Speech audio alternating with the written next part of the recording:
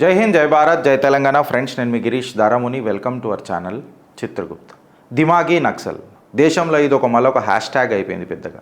నేను కూడా దిమాగీ నక్సల్, చలో ఆపున్ సారే దిమాగీ నక్సల్ ఎవరెవరైతే ఉన్నారో వాళ్ళందరం కలిసి ఒక కొత్త పార్టీ పెడదాం. నేను గర్వపడుతున్నా దిమాగీ నక్సల్ అయినందుకు. ఇట్లాంటి ముచ్చట్లు మీకు భారతదేశంలో ఎక్కువ కనిపిస్తున్నాయి. ఇప్పుడు ఎవడు ఈ దిమాగీ నక్సల్ అని చెప్పి కట్ చేసి సీన్ లోపలికి పోతే ఇది చూడురు జర ఒకసారి. ప్రధానమంత్రి మాట్లాడిన మాట ఎర్రకోటలకి. हिंसा अराजकता के वो रास्ते खोज रहे हैं, समाज को गलत राह पर घसीटने के लिए भांति भांति के दांव कर रहे हैं. इन दिमागी नक्सलियों को पहचानना होगा, इन दिमागी नक्सलियों को आइसोलेट करना होगा और राष्ट्र को विकसित राष्ट्र बनाने की मुख्य धारा की ओर देश की युवा पीढ़ी को जोड़ना होगा.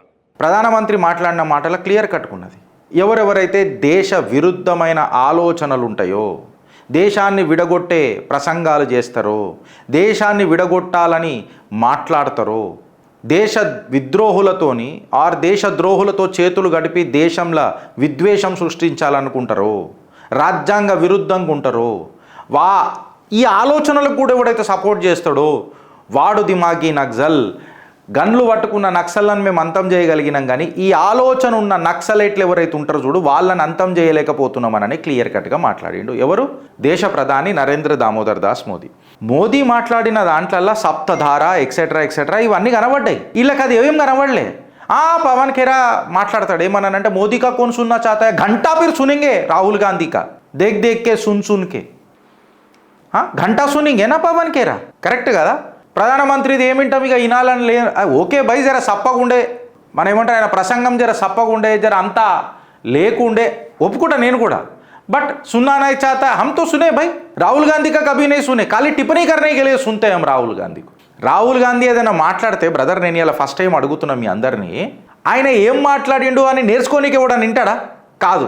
ఆయనను ఎట్లా ట్రోల్ చేద్దాము అననే తత్వం తప్ప ఇంకేమైనా కనబడుతుందా మీ అందరికీ? ఇప్పుడు వస్తుంది చూడు అసలైన సిసలైన మజా. ఏందనంటే, ఈ దిమాగీ నక్సల్ అందరు చిదంబరం ఫస్ట్ లోలే షురూ చేసిండు. అరే కాక్రోచ్లకు అంతా మైలేజ్ వచ్చింది, ఎట్లనో అట్లా నేను రిటైర్ అయిపోతున్నా, జర నా లుంగిని గట్టికి కట్టుకుందామని జర లుంగిని గట్టికి కట్టిండి. ఈసారి కట్టి ఏం చేసిండు, నేను దిమాగీ నక్సల్ అని చెప్పిండు. నువ్వు అబ్వియస్గా ఉండొచ్చు, నేను కాదనంటలేను, ఎందుకు చెప్పాలా? వెనకటికి ఇలా ప్రభుత్వం ఉన్నప్పుడు మేమెప్పుడు మిమ్మల్ని ఆయుధాలు పడేయమని చెప్పినాము? మేమైతే కేవలం మీతో డిస్కషన్కి వచ్చినాం. గన్ను పట్టుకున్నంతో డిస్కషన్ ఏమి ఉంటుంది రాబాయ్, నాకు అర్థం కాదు. కానీ నౌ లెట్ us డిబేట్. దిమాగీ నక్సల్ అంటే ఏంది ఫ్రెండ్స్? ఎక్కడైతే గన్ చచ్చిపోతుంది చూడు, ఆడ ఐడియాలజీ లేస్తుంది చూడు, ఇది దిమాగీ నక్సల్. ఒక కొత్త పొలిటికల్ ఎక్స్ప్రెషన్ స్టార్ట్ అవుతుంది చూడు, ఆడ మొదలవుతుంది కొత్త భారతీయ వొకాబులరీ దిమాగీ నక్సల్, సాహిత్యపు దిమాగీ నక్సల్. లే లే లే చిరమ్మనే కవి సందర్భం రా, రచయితగా మారే ఈ సంక్షోభం. ఇంటుర్రా? కాశ్మీరాలు పేరుకే ఉంటుంది, ఆదివాసులకు అండదండగా అనని. కాషాయాలు, కార్పొరేట్లు, కంసుని చెరలో కన్నయ్యెవరో, ఇట్లాంటి సాహిత్యాలు వస్తాయి. ఇట్లాంటి ఆలోచనలు ఉంటాయి చూడు, ఈ ఐడియాలజీ సర్వైవ్ అవుతుంది చూడు. గన్ను చచ్చిపోయిన తర్వాత కూడా ఇక్కడ మొదలవుతుంది భారతీయ సాహిత్య దిమాగీ నక్సలిజం. కొన్ని రోజులల్లనే ఉన్నమాట చెప్పాలనంటే, అసలు మనం ఊహించినమో లేదో పటపట పైలాంచిపోయింది మళ్ళీ ఇది కాక్రోచ్లలాగా. కరెక్టా రాంగా నేను మాట్లాడింది? ఈ దిమాగీ నక్సల్ అని చెప్పి మనం మాట్లాడతాం కదా ఫ్రెండ్స్. ఈ దిమాగీ నక్సల్ ఆర్ ఈ సాహిత్యపు, ఇట్లా మాట్లాడతాం చలో, ఈ సాహిత్యపు సకదనాలు ఏందో అనే విషయం మనం మాట్లాడుకుంటే, ఇలా సాహిత్యం ఏ రకంగా ఉంటుంది తెలుసా? ఇలా థాట్ ప్రాసెస్. కంసుని చెరలో కన్నయ్యెవరో భవిష్యవాణి చెబుతుంటే, కంసుని చెరలో కన్నయ్యెవరోనా ఇంటూ రైళ్ళది ఆలోచన మీరు. అంటే ఈ లేబుల్ను కోడు ఓనప్ చేస్తున్నాడు ఈ దిమాగీ నక్సల్ అని. ఇంకొకడేమో ఇది ఒక వాడు దిమాగీ నక్సల్ అని ముద్రేస్తున్నాడు. సోషల్ మీడియా దీన్ని ఆల్రెడీ మళ్ళీ పెంచి పోషిస్తున్నది, మెమ్మే రూపంలో ముంగడికి వచ్చేసింది. పాల్కీ శర్మ అండ్ అర్నబ్ గోస్వామి లాంటి దిగ్గజ జర్నలిస్టులు దీనికి ఒక డెఫినేషన్ ఇచ్చిండ్రు. అర్నబ్ గోస్వామి అయితే కొన్ని 11 కీ పాయింట్స్ ఇచ్చిండ్రు. ఎంట్రన్స్ ఎగ్జామినేషన్లో క్వాలిఫై అవుతారు చూడు దిమాగి నక్సల్కి, అది కూడా మనం చర్చిద్దాం. ఒక నెక్స్ట్ వాట్సాప్ అబ్యూజ్ అయిపోతున్నది ఇవాళ, యూనివర్సిటీ స్టార్ట్ అయిపోతున్నది ఇవాళ.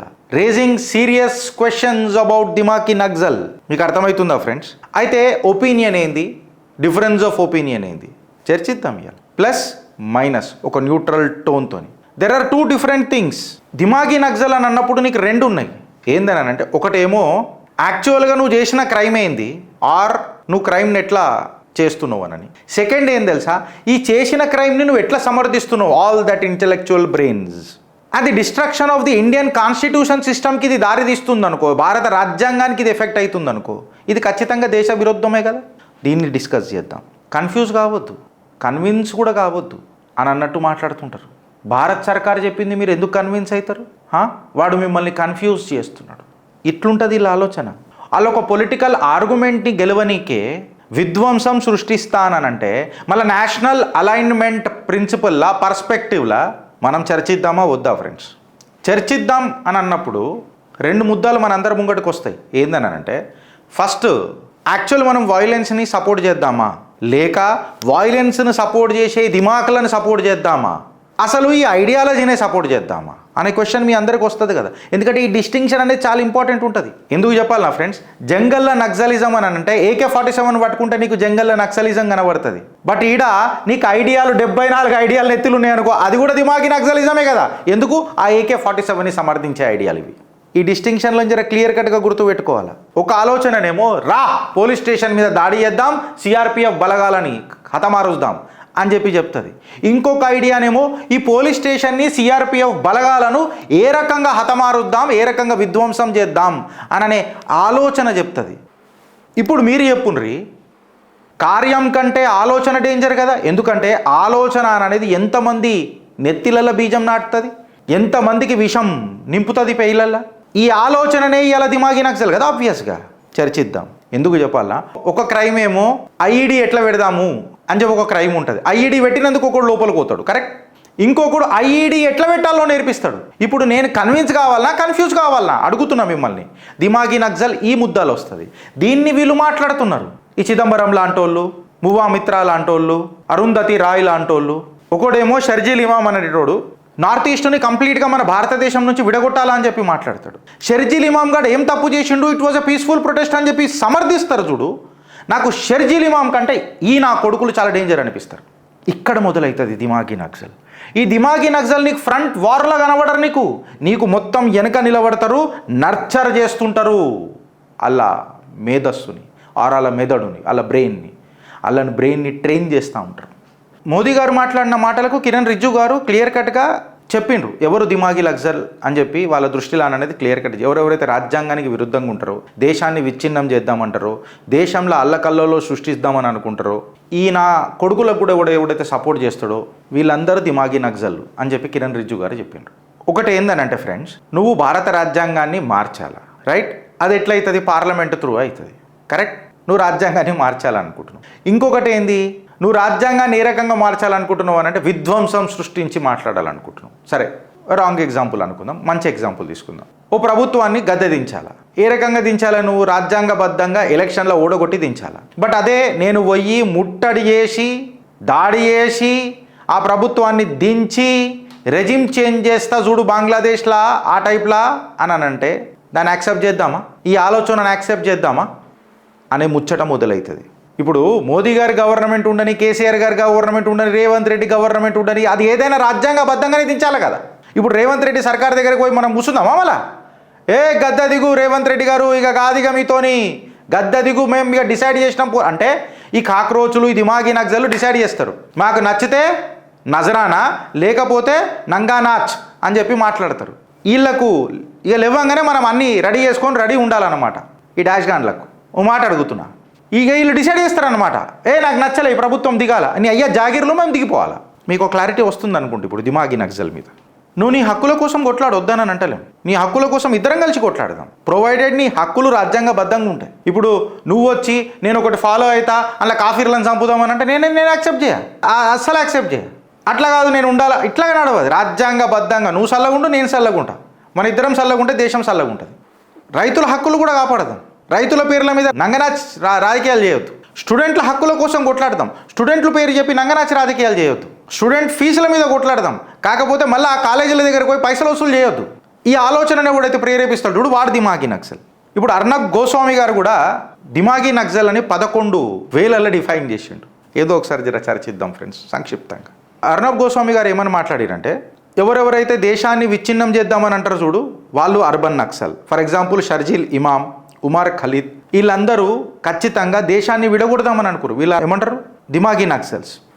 ఇక పార్లమెంట్ వద్దు, స్ట్రీట్ రాజకీయాలతోని మనం దేశాన్ని నడుపుదాము అని చెప్పి మాట్లాడుతున్న యోగేందర్ యాదవ్ లాంటోళ్ళు కూడా దిమాగి నక్సల్. పొలిటికల్ వైలెన్స్ని సపోర్ట్ చేస్తూ ఎస్ రాజ్యాంగబద్ధమే అని చెప్పి ఐడియాలజికల్ ఆర్ అకాడమిక్ ఆర్గ్యుమెంట్స్ పెట్టి వాయిలెన్స్ని రేషనలైజ్ చేసి మాట్లాడి స్టూడెంట్స్లలో విషం నింపుతారు చూడు అరుంధతి రాయ్ లాంటోళ్ళు.